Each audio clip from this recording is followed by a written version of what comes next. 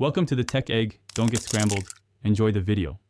You start by protecting your data and making the environment safe.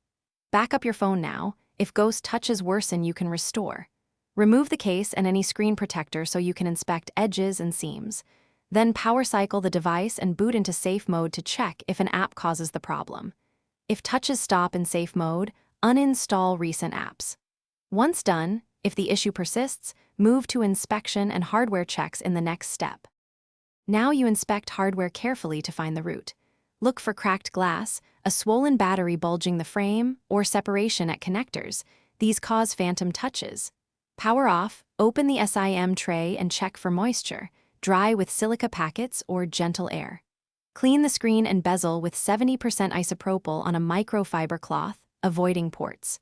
Reseat the display connector if you're comfortable opening the phone. Test touch with a stylus, and adjust touch sensitivity or calibration settings afterward. Finish by taking decisive action based on your findings. If the display or battery is damaged, replace the screen assembly or battery with OEM or high-quality parts. Improper parts can worsen ghost touches. If hardware looks fine, perform a factory reset after backing up to eliminate firmware corruption. Make sure to restore only trusted apps. If the problem continues despite these steps, consult a professional repair shop or the manufacturer. Explain you've isolated hardware versus software causes to save time. One tip: try replacing with a known good display to confirm diagnosis. Thanks for watching. Consider subscribing if I helped unscramble your problems.